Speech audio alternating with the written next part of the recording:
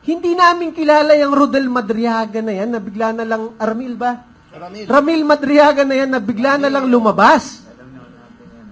Tinawagan agad namin yung mga members ng Duterte family. Sabi, hindi rin namin kilala yan eh. Kahit yung mga security, mga dating PSG commander, Yusek, hindi namin kilala yan. Dininay sir eh. So, pinasa namin yung statement niya, yung affidavit.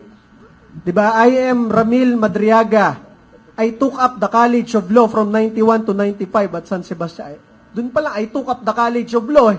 Sabi ko, ano to? I graduated but did not pass the bar.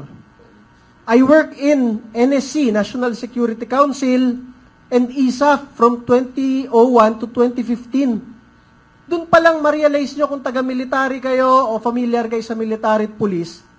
Paano nangyari na nagtatrabaho ko sa National Security Council, tapos nagtatrabaho ko pa sa Intelligence Service Armed Forces of the Philippines?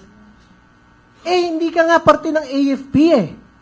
Wala siyang ranggo sa Armed Forces kahit private o corporal. Wala siyang ranggo sa PNP kahit patrolman.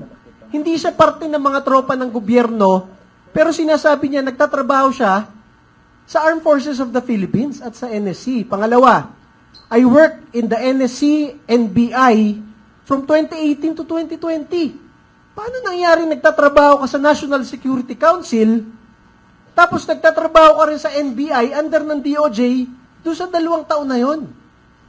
Anybody na familiar sa government service, alam nyo na agad sinungaling eh. Pangatlo, from 2018 to 2021, I worked in the NSC, National Security Council, PSG, Presidential Security Group, and GHQ, General Headquarters. Ano yun? Yun rin yung same date nung nagtatrabaho ko sa NBI. So nagtatrabaho siya sa 4 na ahensya ng gobyerno, imposible yun. When you work in the PSG, separate unit ka na ng armed forces. Kasi pag nagkaroon ng kaguluhan sa bansa, nakadepensa lang kayo sa Pangulo. So yung sinasabi niya, nagtatrabaho siya sa PSG, sa GHQ, sa Camp Aguinaldo, sa NSC, sa Viluna, at sa NBI, sa Maynila, sabay-sabay, dun pa lang makita nun niya na abnormal tong tao na to. Talagang ma-high blood ka sa